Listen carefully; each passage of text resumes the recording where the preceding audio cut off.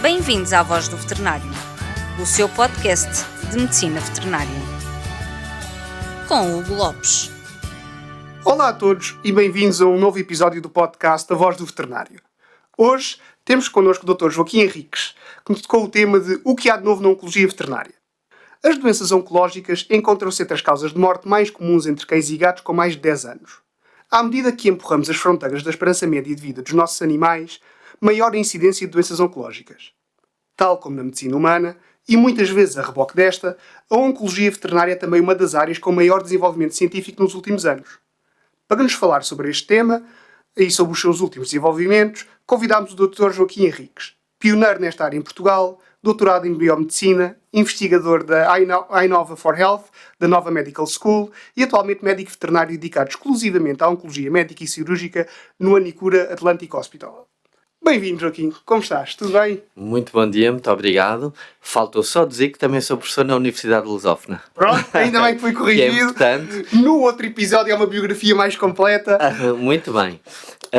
Estou bem, obrigado. Muito obrigado pelo convite. É sempre um prazer contribuir com um bocadinho para a profissão e para o desenvolvimento e parabéns pela iniciativa, pelo vosso podcast. Vamos tentar fazer um bom episódio. Olha, Joaquim, eu dividi este episódio começando um bocadinho da parte do diagnóstico e avançando para o tratamento e falando sobre as coisas novas que têm aparecido. E gostaria de começar por te perguntar acerca destas novas citologias líquidas que são usadas como screening. Como se diz? NUQ test. NUQ test e como o OncoK9. Qual é que é o princípio por trás destes testes e já os estamos a usar de forma eficaz na prática? Como é que os estamos a aplicar? É uma boa questão. Portanto, a procura de biópsias ou diagnóstico não invasivo é assim o santo grau da oncologia. O facto de nós podermos não só detectar precocemente um tumor, portanto num estadio em que ele esteja não metastático e ainda numa fase pré-invasiva, ou então monitorizar a terapêutica de uma forma que, por exemplo, não tenha que obrigar a uma anestesia ou um exame com radioisótopos, situações dessas. Obviamente, a veterinária vem beber de toda a tecnologia que tem sido desenvolvida nos últimos anos na medicina humana, na oncologia humana. O que é que são as biópsias líquidas? As biópsias líquidas é a pesquisa de biomarcadores, sejam eles proteínas, sejam elas células tumorais em circulação, seja ele DNA ou RNA tumoral ou outros péptidos que possam ser associados ao tumor e que, a partir de uma certa concentração ou a sua presença nos líquidos biológicos, nomeadamente o sangue, possam ser sinal da presença do tumor e permitir ao médico uma intervenção precoce, aumentando a sobrevida. O que é que nós temos na veterinária? Portanto, na veterinária nós temos desenvolvido alguns testes. Estavas a falar do NUQ teste, portanto, que é um teste que hoje está em Portugal, já está, se não estou em erro, há quase 2 anos. Já estás a usar? Sim, já estou a usar. É um teste de screening e isto é muito importante passar esta mensagem. Portanto, estes testes não são testes de diagnóstico. Um animal que tenha um valor de NUQ positivo alto não é um diagnóstico de ter um cancro, um linfoma ou um hemangiosarcoma, que são normalmente aqueles tumores ou sarcoma histiocítico em que o teste tem uma maior sensibilidade. E ele diz CIRN? Ele diz qual é que é a suspeita? Não diz. Portanto, o que ele mede é aquilo que se chama os nucleossomas. Nucleossomas são os péptidos, chamemos-lhe assim, que estão associados ao DNA, né, de fazer aquele novelo, e quando há uma atividade celular muito grande, portanto, há DNA que em excesso, há células que morrem e, portanto, esses nucleossomas libertam-se na circulação. E o que o teste vai medir para cães, ainda não está validado para gatos, é a quantidade de nucleossomas e dá 3 patamares, digamos assim, baixo risco, moderado ou alto risco.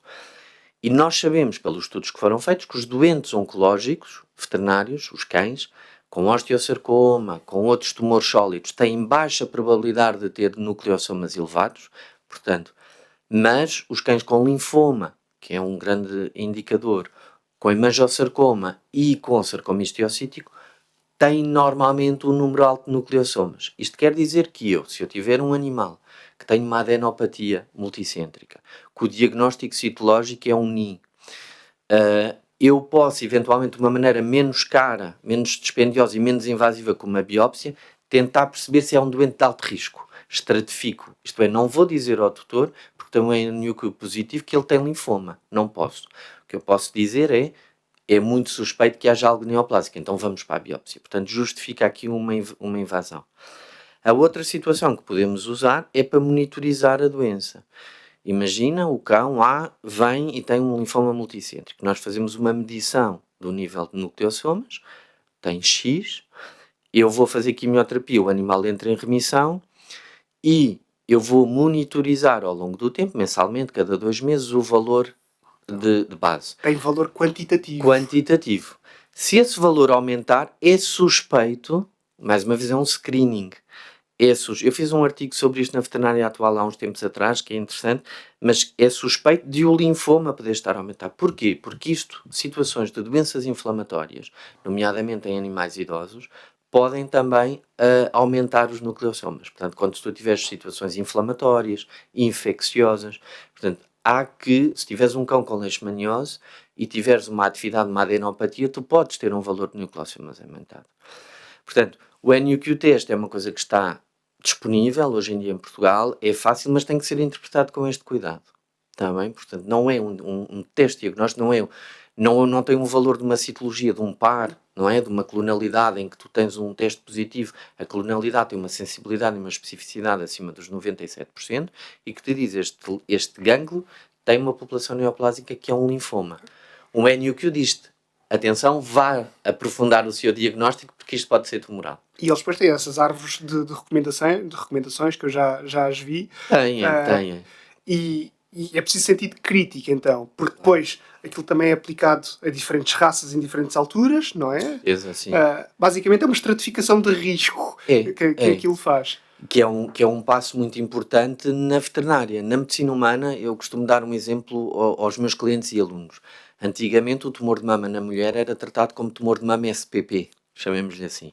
Hoje não. Uma mulher que tem um tumor, há um estudo molecular, histológico, imunomarcador, e então diferenciou-se isso em estratificação de risco. Então tens mulheres que só fazem lumpectomia, outras que só fazem imunoterapia, outras que só fazem rádio, outras que fazem radioquimia e tudo. Portanto, na veterinária estamos a chegar a isto, à terapêutica personalizada.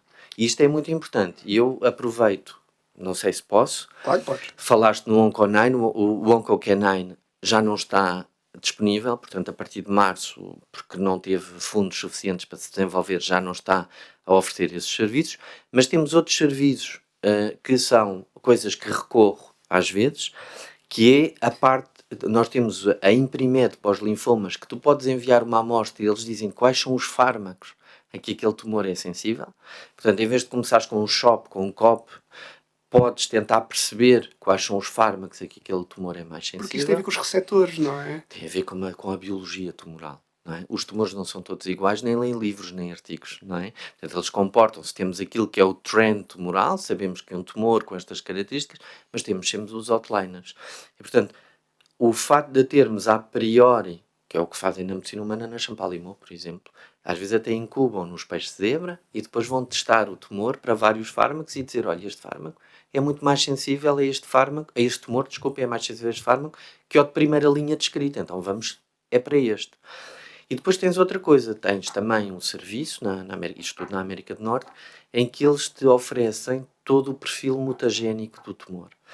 Nós falamos muito das tirosina quinases, portanto a grande revolução veio o c-Kit, não é? Com os inibidores de tirosina quinase na veterinária, seja o masitinib ou o toceranib, mas em que te permitem saber qual é o perfil celular e molecular deste tumor e quais são eventualmente no arsenal terapêutico mundial os fármacos que tu tens disponíveis que podem atuar ali. E, portanto, tu envias uma amostra, eles estudam-te o perfil, fazem-te um Gene Expression Profile e, por um lado, obtêm informações e sabem o que é que está mutado, por outro lado, dizem-te, olha, atenção, este melanoma, por exemplo, tu podes usar o lapatinib, que já está descrito na veterinária, em vez do toceranib, ele parece ter uma sensibilidade. E, portanto, isto aumenta o sucesso terapêutico. Eu sou totalmente fascinado pela ciência destas coisas. O grau de especificidade a que já se consegue ir, não tinha conhecimento dessa da incubação em peixe-zebra, para cada pessoa, individualmente. Para cada tumor. Doente. Para cada tumor. Aí está, porque a tendência é cada doente tem um tumor. E um doente pode ter até 2 ou 3 tipos diferentes de tumor. Porque os tumores têm aquilo que é a hipervariação somática, não é uma célula tumoral. Porque é que ela se torna resistente? Porque ela tem uma capacidade enorme de alterar genes, de recombinar e, portanto, ganhar resistências. Ora, daqui a pouco tempo não vai ser o carcinoma de mama grau 3, vai ser o carcinoma de mama grau 3, fenótipo com marcador XYZ, com mutação H1B1 T3, e portanto, e tu tens o arsenal para dar a terapêutica àquele doente. E é isto que tem mudado o landscape e a sobrevida nos doentes humanos e também na veterinária. Mas é engraçado, porque na sociedade ainda há muita ideia que o cancro é só uma coisa. A cura para o cancro, qual deles? Existem tantas variedades, mas é uma coisa que se ouve comumente, é tratar o cancro como se fosse uma única doença, quando não é, uma miríade delas. Não é. Havia uma coisa, nós até aos anos 2000 tratávamos o cancro como uma doença da célula. O cancro era uma doença citocêntrica, era a célula tumoral, até se descobrir a interação do microambiente tumoral. Existem vários trabalhos, já vai na terceira edição, ou a quarta, se não estou em erro, que é os Hallmarks of Cancer, que são trabalhos seminais naquilo que é a biologia, a oncobiologia, que é extremamente importante, sobre as características partilhadas por todos os cancros. E de tempos em tempos nós vamos acrescentando mais. E isto faz com que nós consigamos perceber o que é um cancro. E um cancro é um organismo à parte, não é? Este podcast não é sobre oncobiologia, mas é um fascínio, é o teu alter ego. O cancro é o alter ego imortal, não é? E que nós não sabemos que papel ele teve na evolução, porque nós agora eliminamos isto. Mas imagina porque o cancro existe desde que existe a primeira célula eucariota. É mutação. A mutação é o motor da evolução. A mutação é o motor da evolução, portanto, eu acredito filosoficamente, quer dizer, no caldo inicial onde havia aquelas células eucarióticas, portanto, tudo isto deu mutações que depois deram as espécies e essas mutações permitiram evoluções. Mas o cancro é isto. Portanto, o que nós estamos a fazer é perceber determinadas coisas. Eu lembro numa reunião na Champalimont estar a discutir com médicos, com físicos, isto, porque é que o cancro é redondo?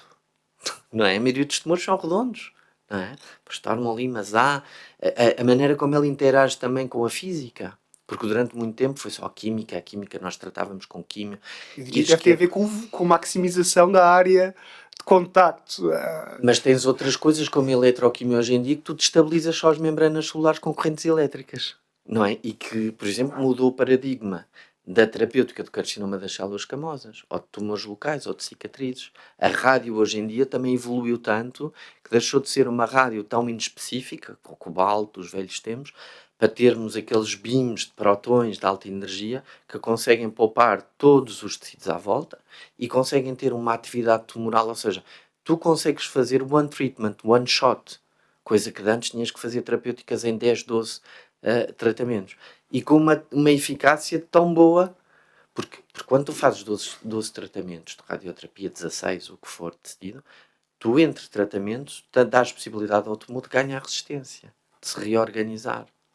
E quando tu dás one shot, que é uma dose tão grande e que permite só atingir o tumor e poupar todas as estruturas à volta com milímetros de digamos assim, de ajuste, de perfeição, de target, isto permite matar o tumor ali de uma primeira vez.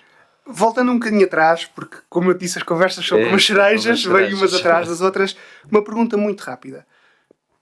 É desejável estarmos a aplicar estes testes de screening a toda a nossa população geriátrica de animais? Não. Aos cães? Não. Na medicina humana, ainda não chegou à veterinária, fala-se muito no overdiagnosing e dos riscos disso.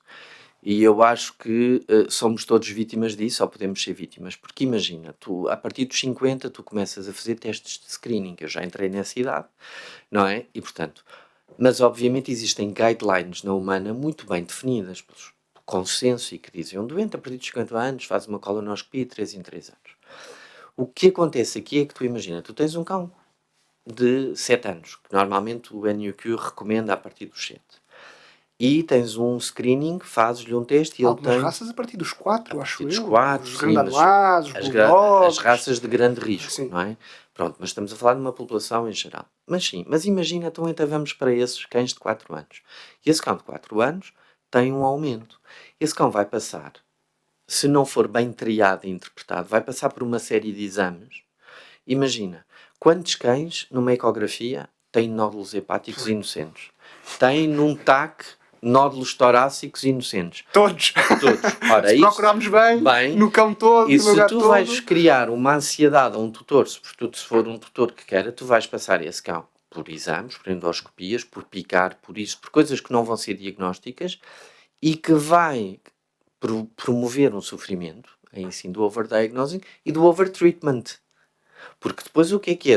Não chegas lá com uma citologia, então temos que ir a uma biópsia. Vais para lá para uma laparoscopia. A biópsia. Quem não tem laparoscopia tem que ir por laparotomia. Depois há uma infecção.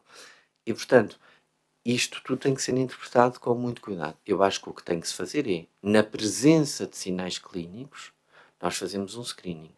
Na presença de uma evidência. Um homem que, por exemplo, a partir dos 50 nós sabemos que há isto, ou as mulheres que têm um risco de familiar. Há uma consulta de risco, não é? O IPO tem uma consulta de risco para a mulher. Nós temos um cão que é uma raça de risco, que tem sintomatologia suspeita. Eu acho que esse cão deve ser contextualizado e, na suspeita, referenciar para o oncologista, que é quem pode melhor contextualizar isto, não é? Em termos de oncobiologia e interpretar estes... A velha máxima de que os testes diagnósticos servem para responder a uma pergunta. Isso não mesmo. é... Quem faz o diagnóstico é o médico. Eles são testes auxiliares de diagnóstico, não é? Avançando um bocadinho e pegando numa coisa que falaste há bocado, relativamente ao diagnóstico e mais especificamente nos linfomas e nas leucemias, como estavas a dizer, é cada vez mais importante diferenciar o tipo de células. E nos linfomas B e T nós já estamos a fazer isso com muita frequência. E começaram a aparecer as técnicas como a PAR, que estava a dizer, o PCR for Antigen Receptor Rearrangement, e também a citometria de fluxo. Porquê é tão importante fazer esta tipificação e como é que nós usamos estas ferramentas para fazer isto? Então, a medicina veterinária vem sempre a seguir à medicina humana. E, obviamente, tudo o que a procura leva a uma oferta. Nós temos situações de determinados tumores onde nós atingimos uma barreira que há décadas que não conseguimos aumentar a sobrevida. Por exemplo, o hemangiosarcoma. No linfoma era muito assim. E no linfoma uma coisa que se fazia era, se era B, alto grau, tratava-se com um protocolo SHOP. Ora, nós sabemos, por vários estudos, que existem imensas entidades. Portanto, o linfoma é um diagnóstico SPP. É como dizer assim, tem uma pneumonia. Mas pode ser fúngica, vírica ou bacteriana. E depois, dentro dessa, ainda temos as bactérias X, Y ou Z. Portanto, o linfoma é a mesma coisa. E um espectro desses vai fazer, ou seja, aprofundar o diagnóstico, por um lado, vai permitir evoluir no conhecimento da oncobiologia e frequentemente, hoje em dia, nós temos linfomas indolentes que antes passavam despercebidos ou eram diagnosticados e depois animais eram tratados com quimio quando não têm indicação, não vão responder, são doenças indolentes. Como também tínhamos situações de má compreensão do melhor protocolo e da duração. E os estudos em que nos baseávamos, que é outra coisa que, se quiseres, podemos falar de estudos na oncologia veterinária, na evidência, eram em misturas. Portanto, hoje nós conseguimos dizer a um tutor quando vem, porque isto é muito importante, o seu cão tem um linfoma B de células grandes, não é? Multicêntrico, ou tem um linfoma hepatoesplénico gama-delta, o prognóstico é este, a resposta à terapêutica é esta. E, portanto, a decisão de tratar ou não tratar, a decisão de escolha do protocolo, com protocolo SHOP mais imuno, é esta a sobrevida esperada, com protocolo COP, com protocolo monodroga, monofármaca, é esta.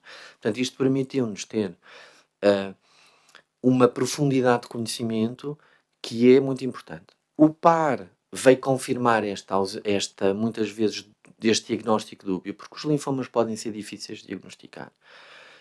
Uma doença, uma leishmaniose ativa, pode dar, inclusive, adenopatias que são difíceis, com células grandes, com alto índice mitótico, e, portanto, o PAR pode confirmar num teste de clonalidade. Atenção, a leishmaniose também pode dar populações clonais ou erliquiose. Portanto, tudo isto tem que ser contextualizado no quadro clínico.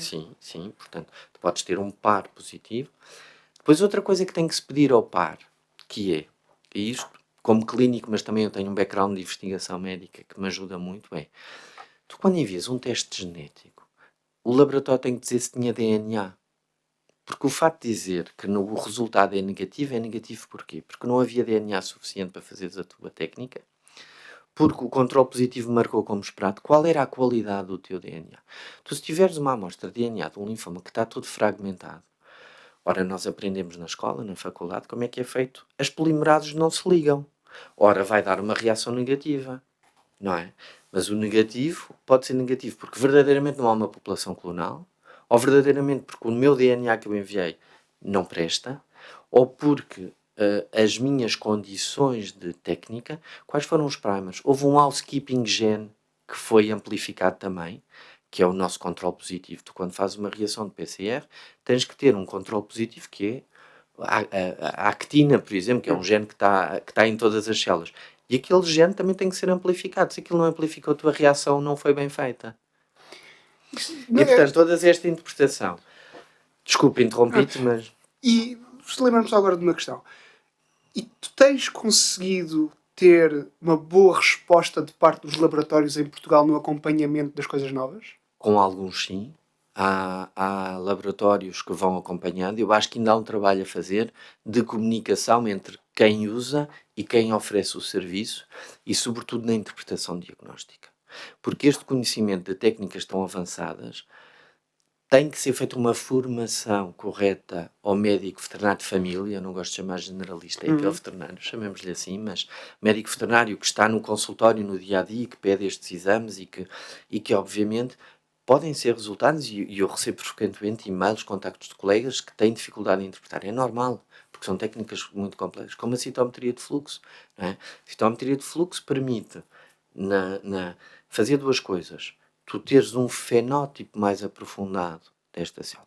Por exemplo, tu tens uma adenopatia com uma linfocitose e tu não sabes se é linfoma ou se é leucémia. Portanto, tenho uma leucemia ou tenho um linfoma em fase leucémica. Com a citometria de fluxo, ao fazer uma marcação para CD34, tu podes perceber se aquilo começou como uma doença líquida, como leucémia que infiltrou os gânglios, ou o contrário. Isto permite tratar e prognosticar diferentemente. Não é? Uma coisa é um linfoma em estádio 5, uma coisa é uma leucemia linfoblástica aguda. Além disso, permite, através da citometria de fluxo, e imagine, isto é feito através de uma citologia, enviar sangue periférico e saber qual a quantidade de células do linfoma que estão em circulação. E o que eu faço nos nossos doentes, eu e os meus colegas que trabalham comigo, que fazem lá fora, nós temos um diagnóstico, sabemos que aquele linfoma, por exemplo, tem uma baixa expressão de MHC2. Portanto, tem um prognóstico pior. Eu, se calhar, em vez de 19 semanas de choque, faço-lhe 25. Aquele doente, em vez de, se calhar, andar ali na supervisão ao fim do mês, se calhar, quando para a químio, vem ao fim de 15 dias, percebes? Portanto, estratifiquei este doente para um de alto risco. E depois permite-me ver uma coisa. Se eu tenho uma doença residual, isto é, se eu, quando faço a citometria do sangue, tenho um cão que tem 1,5% de blastos em circulação e termina a químio com 0,2%, eu o que posso fazer é, ao fim de 2 meses, eu vou-lhe fazer uma citometria, mesmo que os gânglios estejam em remissão, vou-lhe fazer uma citometria do sangue e de repente vem com 0,9%. Aquela doença está a progredir. Portanto, eu vou começar um protocolo de resgate muito mais cedo, antes que o tumor tenha as proporções clínicas. É um marcador precoce. Sim. Na medicina humana, o que fazem, por exemplo, com estas técnicas, é nas crianças com leucemias, eles só param a terapêutica quando o PCR, o par, vem não detectável em células de circulação. Portanto, ou seja, enquanto houver detecção de células, eles continuam. E aí, nessa fase, quando tu tens a não detecção de células circulantes, por par e por citometria, que eles fazem os protocolos mieloablativo e fazem o transplante. E nós, o nosso problema, muitas vezes, da falha terapêutica é que nós não vamos até estes limites. Mas os clientes querem. Nós temos muitos clientes que querem. Agora, têm que perceber. Tu, quando vais dizer a um cliente que tem que investir X, mas lhe dás a compreender isto, o cliente percebe. E por isso é que eu acho fundamental a referenciação. Não é? Porquê? Porque é alguém que estuda mais, que conhece mais em profundidade estes casos e pode esclarecer o tutor desta forma e fazer-lhe valer o valor, se pudermos passar destas técnicas e deste acompanhamento. Este episódio é sobre inovações. Achas que está a haver uma inovação na maneira como as pessoas percepcionam o cancro na medicina veterinária? Notas uma diferença de como se comunica este tipo de doença? Antigamente havia muita coisa de tentar não... Quimioterapia era uma palavra que assustava. Como é que tu tens assistido à mudança da percepção das doenças oncológicas na população de clientes que nós temos? Eu já faço isto há quase 25 anos, não é? Mas já é um bom período longitudinal, já dá para um estudo longitudinal. Em breve faremos as bodas de prata, não é? Mas a questão é, ainda há muita ignorância médica, e sobretudo na área da oncologia, e não é só dos tutores, dos veterinários em geral. A oncologia ainda está muito associada a sofrimento e a fim de vida. Eu dei-me ao trabalho de fazer um estudo, sobretudo quando estava em França, porque os franceses, como outros, são muito pragmáticos, e de ver qual a sobrevida de um cão com doença de Cushing, tratado com Vectoril. Passa como a parte comercial, mas... ou então um cão com o íris estádio 2 de doença renal. Nós batemos ali nos 500 dias. Ora, 500 dias ou mais é a sobrevivência de um cão com melanoma oral em estádio 2, que faz uma maxilectomia. E provavelmente uma imunoterapia. Portanto, porquê é que nós não desistimos de tratar um Cushing ou um cão com doença renal estádio 2 e dizemos a um tutor que não vamos avançar com uma cirurgia porque é muito radical e diminui a qualidade de vida do cão? Não é verdade. Os cães, os gatos, eles vivem para o dia. O cão e o gato não pensam nem no passado nem no futuro. Eu costumo dizer isso, abençoados. Eu costumo dizer aos clientes, muitas vezes, porque isto é muito emocional, que estão a chorar, que se o seu cão está ali, os cães estão a dormir no consultório, nós todos fazemos clínicas, estamos aqui, e estão ali, e o cão quer dizer assim, quando é que este tipo se acaba de falar que eu quero ir lá para fora, jogar à bola, ou não sei o quê. Portanto, obviamente há um período que pode ser menos bom. Mas isso, vamos deixar de esterilizar porque está associado a uma anestesia. Vamos deixar de destartarizar porque faz dor de dentes, e todos nós já tivemos dor de dentes, se calhar, e sabemos quanto é que isso dói, e tirar um dente. Portanto, hoje em dia, se a terapêutica oncológica for corretamente aplicada e o doente corretamente selecionado, porque a oncologia não é uma panaceia, como não é qualquer outra terapêutica, portanto, a medicina é uma medicina personalizada. Nós não vamos tratar porque é um cancro, vamos lhe dar quimio. Isto acontece. Já eu vejo cães que muitas vezes vêm para a segunda opinião, que têm um cancro e estão a fazer um quimioterápico que nem sequer tem indicação. Mas porque é quimio e é oral. E então vamos fazer. Não é? Isto acontece muito com fármacos disponíveis aí, portanto, só porque é cancro vamos fazer. Portanto, há estudos que mostram que a maioria dos animais passa bem com a quimioterapia. E passa bem em termos de qualidade de vida e aquilo que são os efeitos secundários. Nós temos um consenso sobre os efeitos secundários, os efeitos adversos, chamemos-lhe assim, da terapêutica oncológica, não é? E têm graus que vão de 1 ao 5, 5 à morte, mas não são efeitos secundários ligeiros. Portanto, nós sabemos que a maioria dos cães tem efeitos secundários de grau 1 e grau 2, que são geridos em casa pelo tutor, com antidiarreicos, com Smectite, com eventualmente antieméticos, e portanto a qualidade de vida dos animais mantém-se. Muitas vezes até melhora. Porque óbvio, o que é mau? É nós fazermos terapêuticas a doentes que não têm indicação para terapêutica imediata, não têm condição, não têm score clínico. Não é? Dizer, um cão que está com um linfoma, imagina, em estadio 5, anémico, com diarreias, com hematoquésia, eu vou-lhe dar uma quimio. Aquele cão vai ficar pior. Portanto, eu tenho que começar devagarinho, porque ele vai ficar pior e aquele tutor vai eutanasiá-lo ao fim de uma semana. Isso é a primeira regra da medicina. First, do no harm. Muito bem, muito bem. Portanto, tudo isso tem que ser feito no conceito. E cada vez mais, e eu acredito, que o futuro da nossa profissão passa pela diferenciação e pela referenciação. Porque nós não podemos saber tudo. E mesmo dentro de cada área, não é? De fases exóticos, sabes? É todo o mundo, não é? E mesmo dentro da oncologia eu não domino tudo. Quem dera, ninguém domina tudo. Ninguém pode ter essa veleidade de querer dizer. E, portanto, o que nós queremos saber é, e sobretudo discutir muito, comunicar com os tutores, explicar-lhes, não ter medo da literatura, não ter medo de lhes mostrar os estudos onde baseamos, não ter medo de dizer também, olha, eu não sei. Vou pedir uma opinião, acontece-me, não é? Há tumores raros, há situações que são complicadas, e vou falar com outros colegas. Mas essa honestidade, eu acho que estreita muitas relações com as pessoas. As pessoas apreciam quando nós somos honestos, sobre isto já sai fora do meu domínio. Há um colega que faz melhor do que eu. E dizer eu não sei. Eu não acho de todo que isso seja uma adversativa com os, Não, com os mas tutores. é uma inovação, porque o veterinário SPP também deixa de existir, porque a inovação era quando eu acabei fazíamos tudo, não é? Desde a esgana, à cirurgia ao fibrosarcoma, às piómetras, à sarna, fazíamos o diagnóstico, raspávamos, fazíamos tudo. E hoje em dia não. Hoje em dia temos, quer os especialistas europeus, americanos, mas temos também as pessoas diferenciadas, não é? Chamemos assim porque por enquanto não podemos chamar outra coisa. E portanto, que se dedicam, que fazem estudos que mostram. Aquilo que tem evoluído também, voltando um bocadinho para não desnaturar, não só a atitude, é os clientes, portanto, os tutores quererem fazer mais. E hoje, com o acesso à informação, as pessoas vão para os grupos e têm acesso a isso tudo, as pessoas vão para a internet e quando procuram o meu animal tem cancro de mama, o que posso fazer? O Google oferece-lhes tudo, o ChatGPT oferece-lhes tudo. Eu tenho clientes que vêm já, portanto, eu só confirmo aquilo que eles já sabem. Também me acontece. Eu tenho um cliente que comprou o Ettinger, que a cadela tem um tumor da adrenal, e o senhor sabe mais da patofisiologia da adrenal que eu. E vem às consultas lê e vê os artigos, portanto tem conhecimento médico, e nós temos que estar preparados para isso. E é natural, eu se tiver uma situação desta também vou ler e vou confrontar o meu médico com estas coisas. Portanto, a relação que se estreita. E querem investir. E as pessoas hoje investem. Quando é que eu aprendi isso? Há muitos anos,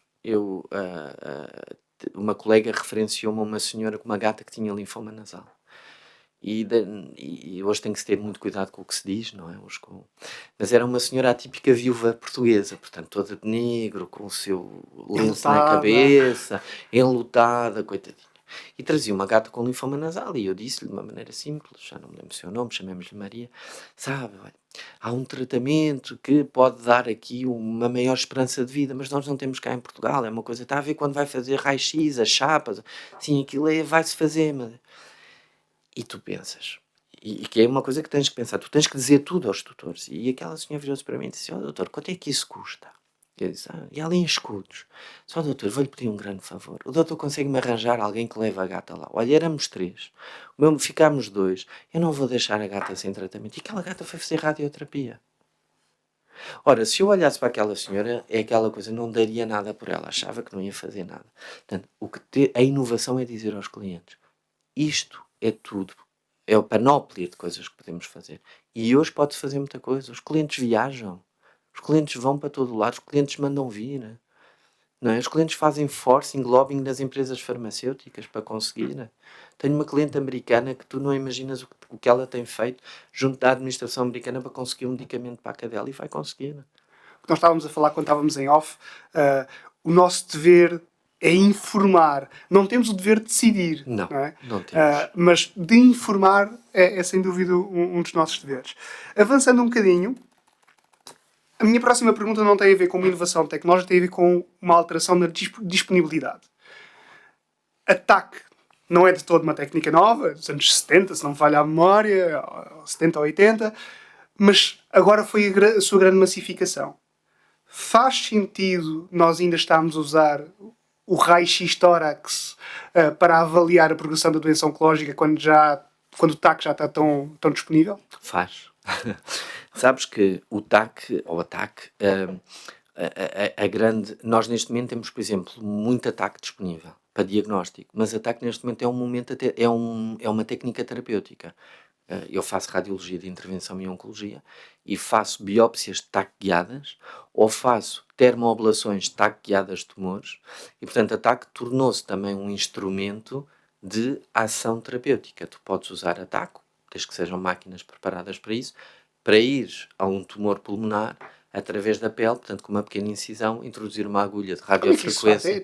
É como na fluoroscopia? É tipo ou seja, a máquina tem um sistema, tem um software acoplado que permite trabalhar a baixa radiação e que permite navegar. Ou seja, permite adquirir sequências em que tu vais ter ali quase uma fluoroscopia, não é? E, portanto, tu vais avançando com a tua agulha, vais tendo reconstruções 3D e tu vais chegar ao alvo. E quando chegas, tiras material para uma biópsia e podes intervir logo. Que é outra coisa também, por exemplo, nos centros diferenciados é a vantagem. Por exemplo, no centro de oncologia nós temos nenhum animal sai dali de uma biópsia ou de uma citologia sem nós confirmarmos que temos material diagnóstico. Isto é, nós vamos ao microscópio ver e dizer, podes acordar porque isto é diagnóstico. Para não dar aquelas... E podes aproveitar a mesma anestesia para dizer, olha, isto é uma metástase do carcinoma de mama. Pá, tem 1 centímetro. Vamos para uma ablação. Ligas ao tutor e dizes, olha, eu tenho um canal aberto, eu posso-lhe fazer uma ablação e, portanto, e tratas aquela metástase. E não ela vai para casa no mesmo dia. Não é? Nos osteosarcomas, a técnica está descrita, não é? Portanto, a TAC também se tornou. O raio-x é fundamental. Porque o raio-x permite-nos diferenciar de uma maneira, ou ter uma... O raio-x na oncologia permite-nos, por exemplo, ver lesões, ver líquido, não é? Líquido livre na cavidade torácica, que nos permite intervir logo. E um TAC, por exemplo, um animal que esteja disponível com um derrame pleural, tem um risco maior de anestesia. E, portanto, um raio-x é muito mais rápido, não é? E é muito mais barato. E deixar a tomografia para um diagnóstico mais avançado e, eventualmente, para uma intervenção. Como também não faz sentido, a meu ver, fazer tomografias de corpo inteiro à procura de... Lá está, entramos no overdiagnosing. Vai-se encontrar. Vai-se encontrar. E temos que selecionar e usar bem estes métodos diagnósticos, até para não esgotarmos os recursos financeiros ao tutor e depois, quando queremos avançar para a terapêutica, aquilo que faz a diferença, já não temos dinheiro. Eu não consigo falar na imagiologia sem perguntar pela ecografia. Onde é que fica a ecografia no meio desta história? A ecografia é uma maravilha. A ecografia é fundamental na oncologia. A ecografia permite também fazer técnicas de intervenção. Tu podes abelar um quimodectoma ecoguiado, está descrito, nós fazemos. Tu podes acompanhar a doença de uma maneira não invasiva, isto é, tu tens um nódulo hepático, tu queres ver se está a crescer, picaste, não foi conclusivo, faz uma ecografia ao fim do mês, não vais fazer um TAC. Aumentou, alterou a ecogenicidade, então se calhar justifica. Portanto, são técnicas tão disponíveis. A outra coisa é que a ecografia também aumentou muito a tecnologia, a inovação. Tu hoje tens a ecografia de contraste, não é? E que te permite, por exemplo, perceber se aquela lesão tem uma maior probabilidade de ser tumoral ou não, não é? E, portanto, ao fazeres uma ecografia, que também está cá disponível, por exemplo, a Ana Santana e a Ruth da Universidade de Lusófona fizeram um artigo sobre isso e outros colegas, portanto, eu nomeei aqui alguns, mas para dizer que estão, não, mas há outros colegas que fazem, portanto, isto são coisas que podemos ir acompanhando com a ecografia, que permite-nos usar a ecografia para ir mais além, não é? O padrão ecográfico dos linfonodos pode nos dar, também há estudos que comprovam se tem uma maior probabilidade de ser reativo ou metastático. Não é? Portanto, a ecografia também nos permite avançar muito. Entrando agora na parte do tratamento mais vulgarmente, mais clássico da oncologia, temos algumas novidades em termos farmacológicas. Alguma coisa nova com que estejas particularmente entusiasmado? Sabes que o entusiasmo tem que ser comedido na veterinária, porque as moléculas novas, quando saem sempre com um marketing grande atrás, não podemos, e ver o que é verdadeiramente. Nós temos neste momento 2 moléculas validadas, uma em condicionamento pela FDA nos Estados Unidos, e outra que já está validada. Portanto, um é um anticorpo monoclonal, que é o Glivetamab, e o outro digamos, aquilo que nós chamamos um small molecule inhibitor, portanto, um inibidor de pequenas moléculas, que é o Laverdia, que é o Verdinexor. Nós não temos facilidade de os trazer para Portugal, porque há muitas condicionantes. Portanto, é o tal que a outra senhora está a tentar. Temos muita dificuldade, porque as farmacêuticas protegem-se, porque a FDA e a EMEA, portanto, percebes? Há dificuldades no mundo farmacológico, mas também há medicamentos que são assim, tão novidade, mas se calhar não trazem assim, para o custo que têm, uma vantagem tão grande. E, portanto, isto tem que ser explicado ao tutor.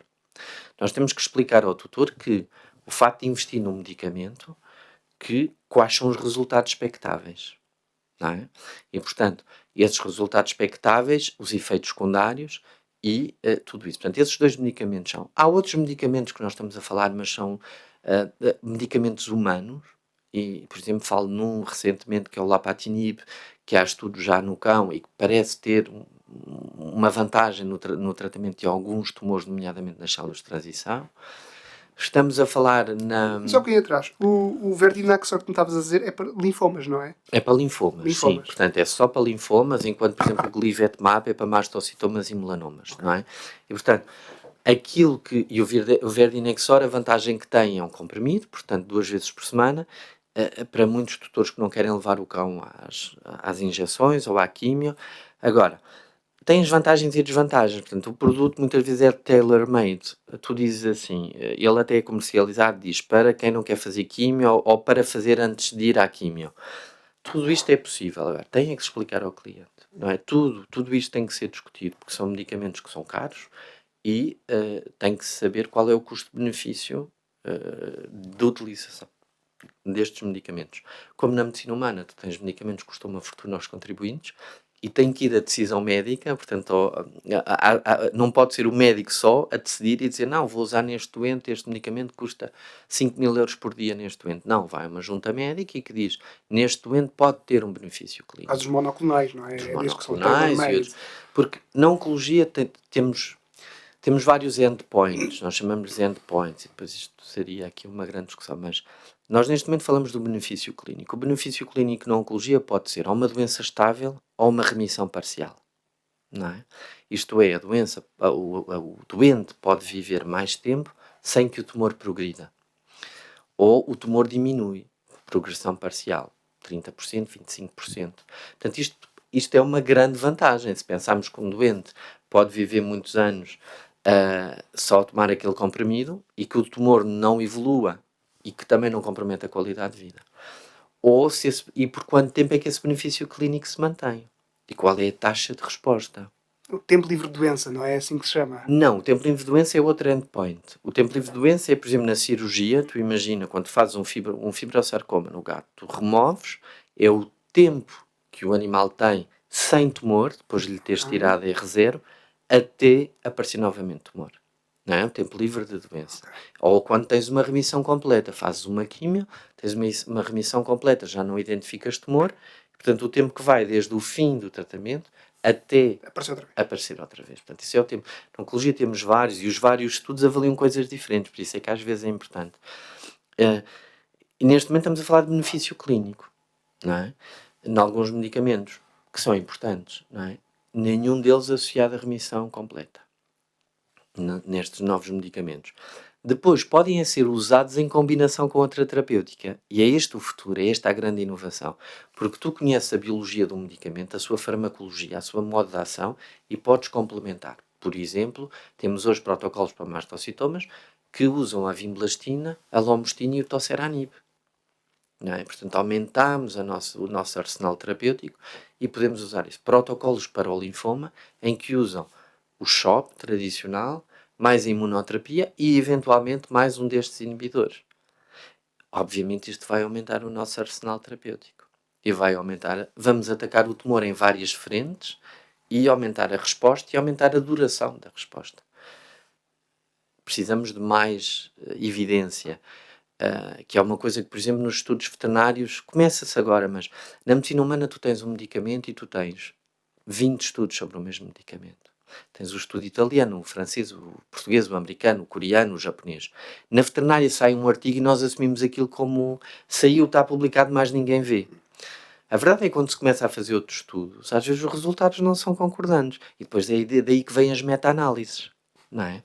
Isto também é outra inovação, é aplicarmos à veterinária a evidência e dizer assim, então, mas eu na veterinária não tenho nenhuma meta-análise sobre isto. Portanto, de facto, quantos estudos há sobre o tratamento A no carcinoma de mama? Nós temos um grave problema de ausência de sentido crítica em termos de medicina de evidência na veterinária. A pirâmide da evidência é uma coisa que devia ser lecionada até à exaustão nos cursos de medicina veterinária. Mas tu vês muitos veterinários ainda hoje a dizerem, na minha experiência, isto resulta bem. Que é o grau mais baixo de evidência. A opinião do especialista na pirâmide da evidência é o grau mais baixo de confiança que existe. Portanto, o que nós temos que dizer é, eventualmente a evidência é esta, e portanto, eu tenho experiência com isto, não corroboro, mas se não corroboro, tenho dados para não corroborar. Porque eu posso ter uma ideia, mas quando olho para os meus dados é diferente. A tua memória é seletiva. Tu se calhar tiveste 2 casos que correram mal. Tiveste 10 que correram bem. mas tu vais sempre ficar com aqueles 2 casos que Claro, correram temos mal. imensos vieses. Não é? Há um artigo, não sei se é da Veterinary Today, que lista 10 ou 15 vieses diferentes que nós temos que enviesam a maneira como nós olhamos para a E realidade. a nossa decisão terapêutica, não é? E, portanto, a decisão terapêutica tem que ser baseada na evidência e ver o grau de evidência, porque um artigo não é um grau de evidência assim, e sobretudo ser crítico nos estudos. Isto vem na formação pré-graduada, eu acho que isto vem muito nas faculdades que têm que se apostar nisto, e depois na pós-graduada, nos próprios hospitais e clínicas, com journal clubs, com discussão destes artigos, com promover os estudos clínicos, não é? Isto é muito E importante. uma coisa muito interessante que acontece, eu gosto muito de ver meta-estudos, é a quantidade de estudos que eles excluem. Claro. Porque eles realmente listam como é que eles fizeram aquilo e nós vemos uma absurdidade de estudos que foram excluídos que não tinham qualidade. E nós muitas vezes não valorizamos bem aquilo. Há muito estudo que nós estamos a ler que não é duplamente Publicar cego, hoje já não é placebo. como antigamente, não é? Até porque se paga e as revistas têm que se as revisões de artigos fossem pagas, eu podia ficar, porque a quantidade de pedidos que recebemos por dia para rever artigos é uma brutalidade, não é? Agora, há imensas revistas científicas hoje, umas com maiores critérios, ou critérios mais definidos, outras menos, mas nem tudo o que é publicado quer dizer que é bom. Por isso é que existe um ranking. Isso mesmo. Eu perguntei a uma colega minha que está, a doutora Sofia Chichorro, já foi minha convidada, deve estar agora a acabar a residência em Oncologia. O que é que Foi minha havia? aluna? Foi tua aluna. Sofia. Ela já foi entrevistada neste podcast. O que é que eu devia perguntar? O que é que há assim de novo? E ela disse, olha, imunoterapia. Muito bem. E eu depois fui dar uma revisão rápida para me preparar para este episódio e fiquei um bocadinho confuso. Porque nós já usamos a imunoterapia há bastante tempo na Oncologia Veterinária. A vacina para o melanoma é imunoterapia, certo? É. Os monoclonais são imunoterapia. Portanto, diz-me o que é que há de novo para haver este entusiasmo com a imunoterapia. Então, a imunoterapia é um termo muito lato que reporta várias coisas. Tu tens a imunoterapia ativa ou passiva, um bocadinho como as vacinas, não é? A imunoterapia é isto. Eu sou do tempo que ainda me lembro de um produto que existia no mercado, não sei se ainda existe, que era um lisado bacteriano e que até dizia-se que era bom para os tumores de mama, para a parvovirose, portanto, tinhas um lisado bacteriano, como aquele que nós fazemos para as gripes. Não sei se conhece, quem tem miúdos, se calhar, o Broncovaxol, isto é sem publicidade nenhuma, mas que são lisados bacterianos e, portanto, é uma unidade ativa. Tu tens na imunoterapia, na veterinária, neste momento escrito N coisas. Tu tens esses lisados, tu tens os interferons, que também tiveram, as interleucinas, que tiveram aí descritas, associadas ou não à radioterapia. Tu tens os anticorpos monoclonais, que houve aí na América uma empresa que os lançou, mas depois aquilo deu assim um bocadinho fiasco.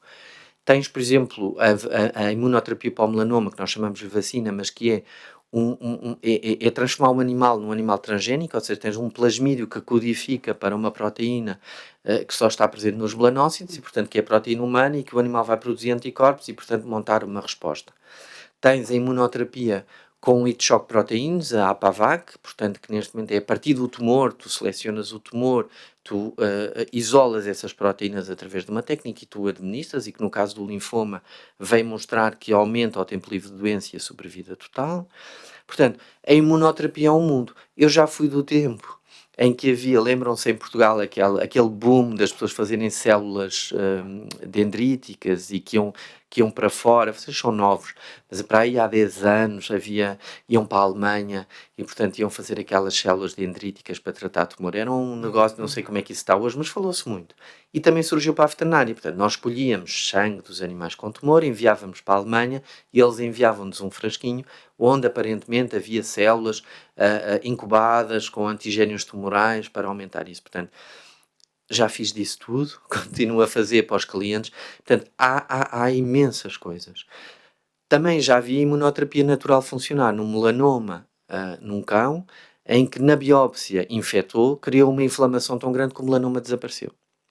Não é? E nós temos a outra imunoterapia dos osteossarcomas, que sabemos que os cães que fazem limb sparing, portanto que fazem cirurgia com placas para não fazer amputação, que infecta, tem uma probabilidade maior de sobrevida. Portanto, a imunoterapia é este campo todo, que começou nas toxinas de Coley, que é uma coisa do século passado, em que o senhor injetava umas toxinas de umas bactérias hiper antigénicas que as pessoas ou morriam da febre e da infecção ou se curavam do tumor. E, portanto, até hoje, às CAR-T, tu tens já CAR-T cells, que são as células T recombinantes e que têm antigénios específicos do tumor e, portanto, do self, que são incubadas, treinadas, metem-se na corrente sanguínea e vão atacar o tumor. E na veterinária, os americanos já estão a fazer isso. Eu já estou a receber olhares ameaçadores do nosso produtor por causa do tempo. E, portanto, tenho mais duas perguntas. Uma que prometi que te iria fazer, porque me parece sempre, quando se fala da oncologia, que a cirurgia é uma coisa à parte. E queria-te perguntar que inovações, o que é que estamos a fazer de novo na parte da cirurgia oncológica e porquê é que era importante serem os cirurgiões oncológicos a fazer estas cirurgias? Entramos aí numa área que a cirurgia é a primeira arma terapêutica na maioria dos tumores e é aquela que pode garantir ao doente uma maior sobrevida ou a cura. Nós temos tumores que se curam. Isto é importante transmitir esta ideia. O cancro não é sempre uma doença terminal. Há cancros que são doenças crónicas, como falei há pouco, de viver tanto como um cachingol. Portanto, o que acontece aqui é que a cirurgia oncológica é um tipo de cirurgia especial, como a cirurgia ortopédica ou como a cirurgia neurológica. Um cirurgião que faça cirurgia oncológica tem que ter conceitos de oncologia. Eu não quero ser mal interpretado e que os cirurgiões venham dizer ele acha agora que só os oncologistas é que podem fazer cirurgia. Não é isto que eu estou a dizer. Eu estou a dizer é que se nós temos a possibilidade de curar um animal com a cirurgia, nós temos que ter conceitos fortes de cirurgia oncológica. Nas margens. Que margens para cada tumor eu vou aplicar? Que reconstrução eu vou fazer naquele animal? Porque eu, antes de entrar para a cirurgia, eu tenho que ter preparada a minha cirurgia. Se eu vou fazer uma reseção em bloco, eu tenho que depois reconstruir aquilo. O animal tem que ficar funcional. Depois eu sou capaz de fazer isto? Porque, primeiro, não faças mal. Eu posso não ser capaz, mas outro pode referenciar. Depois a questão é ter o apoio da cirurgia oncológica. Portanto, há animais que após uma cirurgia oncológica precisam de estar numa unidade de cuidados intensivos 2 ou 3 dias.